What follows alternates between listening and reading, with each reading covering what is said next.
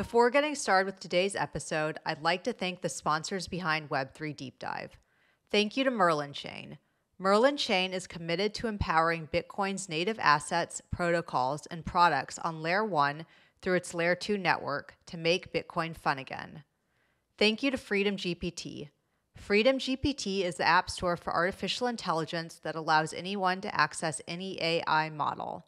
Finally, thanks to JTX Media for the video and audio production behind this podcast, based out of Austin, Texas. Hey everyone, welcome back to Web3 Deep Dive Podcast. I'm so excited to be speaking with Yat Siu. He is the co-founder of Animoca Brands. Let's get right to the interview.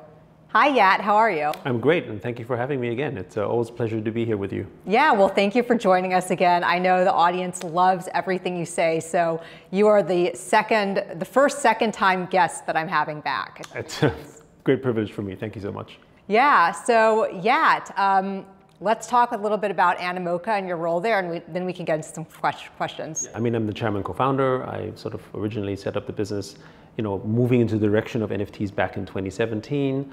Today, we actually have over 500 investments in the Web3 space.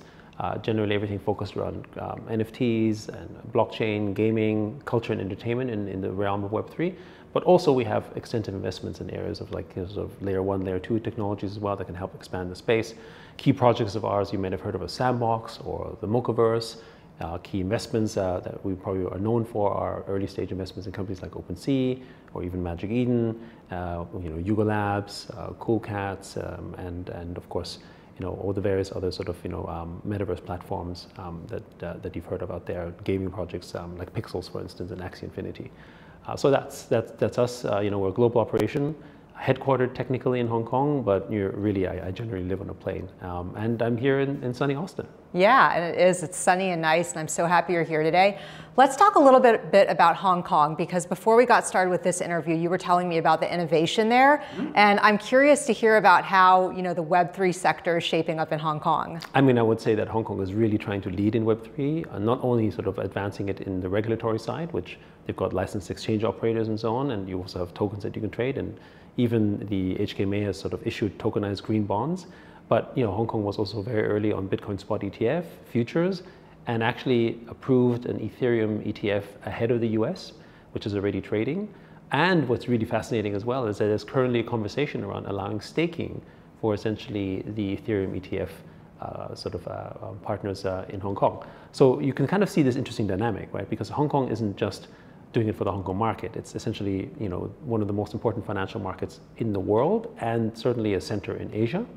And also there's a lot of capital coming from China as well that is interested in the space and exploring. And for the time being, I think Chinese mainland investors can't participate in those Bitcoin and Ethereum ETFs, but that's basically, I think, one of the next potential market openings. So I think Hong Kong has always been that financial sandbox for China in the region.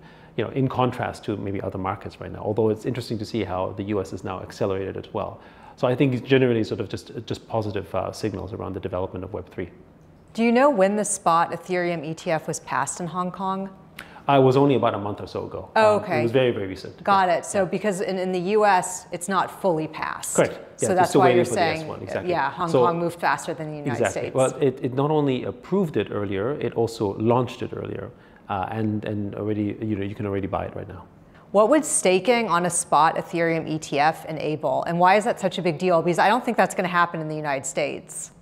Interesting question. Well, first of all, I think, when you think about the fact that you're owning essentially through within the ETF the asset, and when you stake the asset, there's sort of a yield that can be generated from the staking, then who owns that yield is the question, right? And I think the thing is that you can buy ETFs that generate yield. I mean, you've got fixed income and all that kind of stuff, for instance, that exists as ETFs. So why not necessarily for crypto?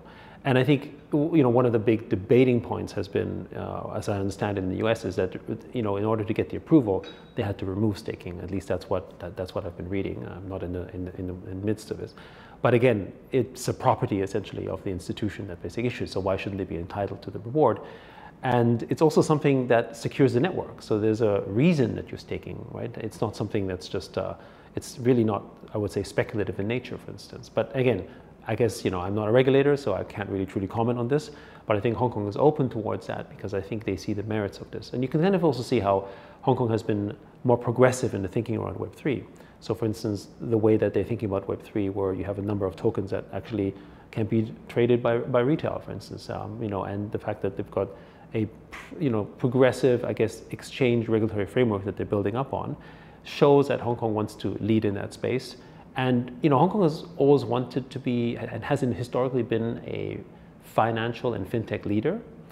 And the history of both COVID and some of the problems in the past have sort of made it lose some of that position against other markets. And I think they really see this as an opportunity to sort of reclaim back their position. And I think they're doing a great job. And so many people have come to Hong Kong. And if you may not know, Consensus next year will also be in Hong Kong, which is, again, I think a pretty big deal. Yeah, that is a big deal.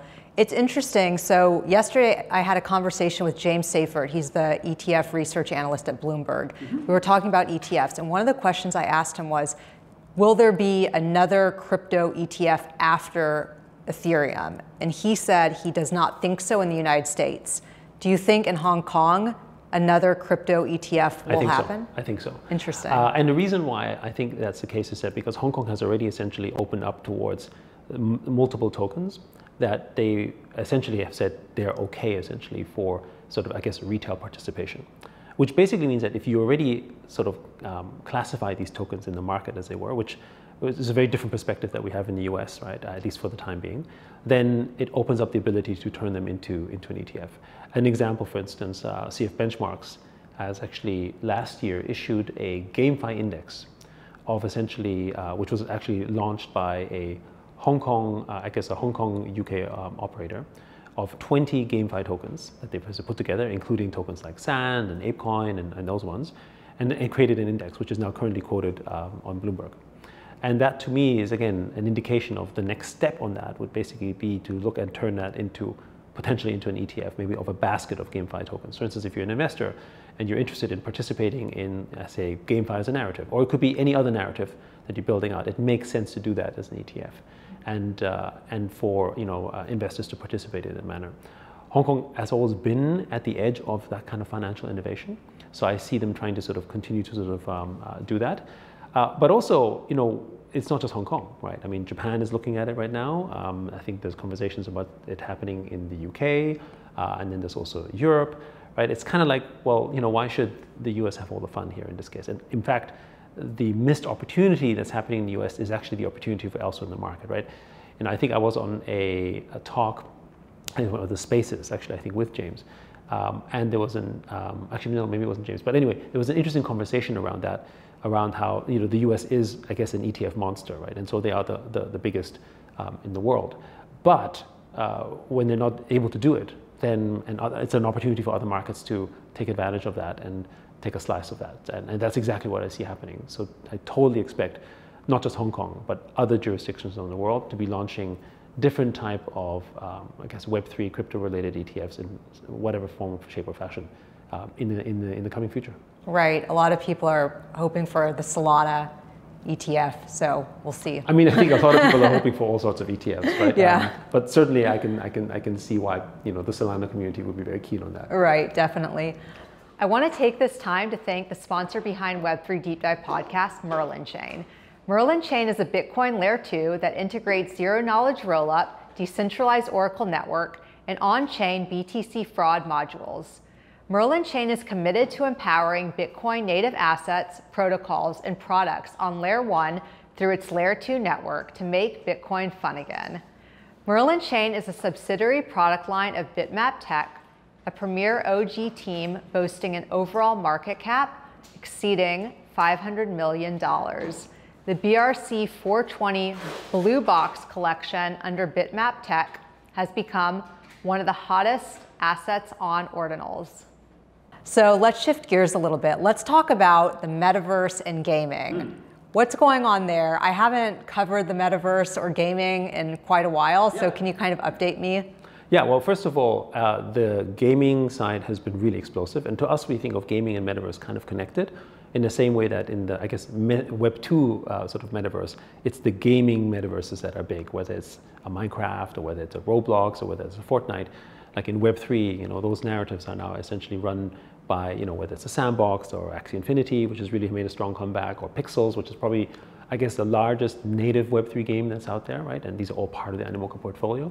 And it's really made a big difference. It's interesting how just a few months ago, one of the headline articles at the New York Times was how crypto was making a roaring comeback in the Philippines. I think, I forget, I paraphrase this because I don't remember the exact sort of headline, but it was like, you know, like something like, you know, what meltdown? Like it never kind of happened, you know, which is really interesting because that same type of mainstream media a year ago declared the death of GameFi and basically said it all didn't work. And here we are, basically 1 year later, and it's come roaring back in full force. And the largest number of applications and DApp users actually are coming from Web3 gaming. But there's another ecosystem that we're really big on and sort of very supportive on that's emerging as perhaps the one point that I think can really create breakout potential. One of the challenges that Web3 games had, and just generally crypto adoption, was the distribution channels. I think the need and the applications have grown in spite of the resistance of these gatekeepers. And the gatekeepers are Apple and Facebook and Google and those platforms that aren't really sort of welcoming, I guess, you know, Web3 applications. Right? For instance, it was only until recently that Apple was even okay to have NFTs inside games. And then even then, when you have NFTs in the game, Apple would say, but you can't have utility. So what is the point in having the NFT when you can't have utility, for example, right? So they're creating all these weird restrictions. And Steam is the same. Steam has basically said, we're not okay if you do, you know, NFTs inside games. And Minecraft as well has said you can't have NFTs in your game. So you've got this sort of Web 2, I guess, resistance, the classic kind of sort of, you know, kingdoms that are saying we don't want this because I think it really threatens and undermines their model. But the distribution model that I think is at least near term going to sort of change all of that is Telegram. So with the Ton ecosystem, they've actually sort of opened up essentially their platform to actually have not just very low user acquisition, but essentially have a way in which you can reach large number of users with Web3 related content. And so we've been building a lot on Ton. You know, Gamey is probably the largest, I guess, casual gaming environment on Ton. I think we've sort of signed up, I think, 20 or 30 million users through that recently. And it has 1.7 million daily active users, right? And then you kind of what you see with Notcoin, for instance, and other ecosystems that are building. To me, that's actually sort of taking over the classical distribution narratives that was missing in Web3. Now a platform like Telegram and Ton are sort of growing that. But it's also interesting because Telegram isn't very popular in America, even though it has 800 million users. Mm-hmm. So for people in the US, they're like, I've never heard of Telegram, for instance, right? I mean, again, it's not to say that in Web3, we've all heard about it. But outside of Web3, most people aren't sort of as familiar with it. So they don't sort of, they kind of dismiss it a little bit. But then when you go outside, it's you know, the fastest growing and one of the most popular sort of communication mediums out there. So I think that's changing. So this year, the combination of all the new games that are coming out, you know, we ourselves invested in over 150 games that are all launching, and then our own Mocaverse platform as well as helping sort of distribute and sort of publish these titles as well, together with platforms that we see like with Telegram and the Ton ecosystem. I think will really, onboard potentially, you know, we've been saying this a lot, but I think we'll get to 100 million native Web3 users and growing, possibly even by this year. Wow, that's a great prediction. And it's interesting you say that because I do think of Telegram, and you know, not everybody in the US knows about it, but I guess with Telegram being so popular outside of the United States, that could definitely be the bridge that we need to bring the Web 2 gamers into Web 3, I guess, with these games on Telegram. Yeah, and I think it's also that you have to give people an experience of what a Web 3 game looks like and what it is like to have a wallet integration.